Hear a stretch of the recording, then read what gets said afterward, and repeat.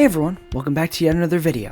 In today's video, I'm going to be showing off 7 new Creacol. They all have a bunch of different types and descriptions and the like. There's also an interesting announcement at the end of the video, so stay tuned for that. So without further ado, let's jump right into it. The first Creacol is Machi, which is a fire and nature type. Machi consumes small pieces of kindling to grow its flames. The piece of wood Machi is connected to is only temporary, as it is used to support Machi and ground its flame as to not make it spread without proper control. Machi lives in the forest, it is decently small in size, and has 70 HP, 25 attack, 40 defense, 80 magical attack, 80 magical defense, and 40 speed. An interesting thing with this line is its speed decreases over time throughout evolutions, as we'll see with the next evolution. That being Logvauer, which is also a fire and nature type, just like Machi. Logvauer needs to grow its flames in order to gain enough power to evolve into Cables. It does this by eating several logs to fuel itself. If Logvauer cannot find any logs to consume, copious amounts of food or other incinerable materials are needed instead. Logvauer lives in the forest and is decently normal in stature. Logvauer's stats are 100 HP, 30 attack, 70 defense, 100 magical attack, 100 magical defense, and 30 speed. I did it again. I threw another reference to Virgil in, as it needs, of course, more power, as he would like to say. I very much enjoy playing DMC5. Anyways, this line gets naturally bulkier as it grows, along with having a stronger magical and attack and defense, as we see with the final evolution, that being Cables, which is a fire and nature type. Cables has now quelled its hunger for power. The log cabin at its base supplies it with enough fuel to last for long periods of time. With this form of consistent fuel, Cables now focuses on battle. If Cables is hungry though, it can go through several logs with ease to quell its hunger. Cables still lives in the forest and is quite large in size, towering over a normal human. Cables' stats are 125 HP, 40 attack, 105 defense, 125 magical attack, 125 magical defense, and 10 speed. So it has lost a lot of speed over time, but it's gained a lot of natural bulk. It is very much a magical attacker, though it has a lot of natural bulk in both defense and magical defense, along with great HP. When I was looking up reference images for campfires and the like, for Cables, I couldn't find any of a log cabin formation, which when I used to go camping, I would use a lot, as it would be a long-lasting fire instead of the typical formation that you use.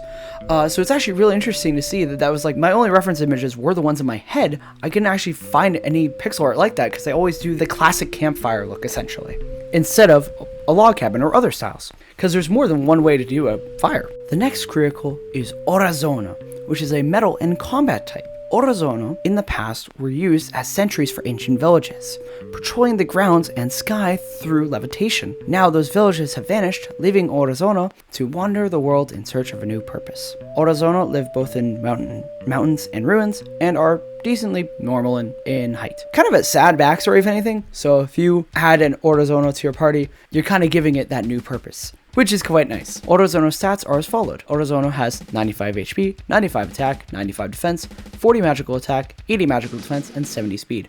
So fairly well-rounded in at least those first 3 stats. I always imagined it kind of punching with its hands. They're kind of floating orbs, but that's always what I imagined Orazono using to attack. The next Creacol is Casno, which is a air and ice type, a very unique combination. Casno is antagonistic towards foes, like Snowtopult, we'll get to that in a second. Only picking fights it knows it can win. Casno gets mentored by Snowtopult on how to be more aggressive in both nature and methods of attack. Casno live in the tundra and are really small in size. Casno's stats are as followed. Casno has 80 HP, 60 attack, 70 defense, 45 magical attack, 40 magical defense, and 25 speed. So quite slow, but at least has some natural bulk to keep it alive. And also, it's actually the air type instead of just being pure ice, as it launches things into the air. Or at least that was my logic. I was also considering it being an ice and earth type, but I landed on ice and air as I think that's more unique. Casno then evolves into Snowtopult, which is also an air and ice type. Snowtopult is an aggressive and harsh Creacol, hurling a flurry of snowballs at its foes from a distance, as Snowtopult enjoys picking fights with opposing Creacol in its territory. Snowtopult will continue the flurry until its foe either runs or fights it. Snowtopult lives in the tundra and is pretty large in size. Snowtopult has 120 HP, 100 attack, 115 defense, 75 magical attack, 65 magical defense, and 30 speed. So quite bulky, though very slow. The last Creacol of this video is Rafrost, which is a pure ice type. Rafrost uses its speed to blitz across the tundra. This lets Rough get food with relative ease, though if a foe is opposing Rough for its food, Rough will just dash away, take its time, and then appear out of nowhere and blindside its foe. Rough live in the tundra and are pretty normal in size. Rough has 75 HP, 90 attack, 50 defense, 80 magical attack, 65 magical defense, and 130 speed. Essentially, I wanted Rough to be able to blitz its opponent, very much a glass cannon, or in this case, an ice cannon.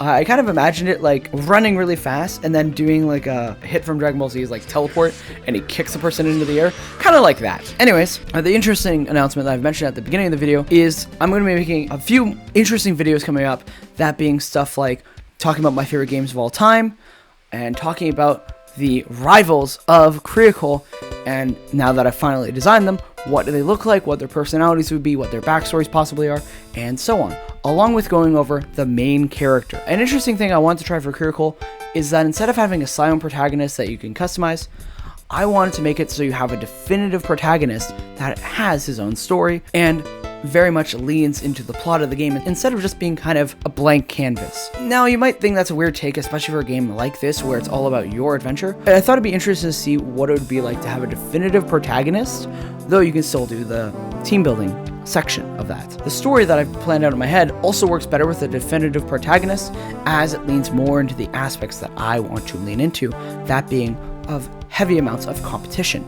With a blank protagonist, it doesn't really work as well, as that competition feels more one-sided because you say nothing. With a non-blank protagonist in this case, I think it will really add up the feelings of competition and rivalry and really make the game overall better.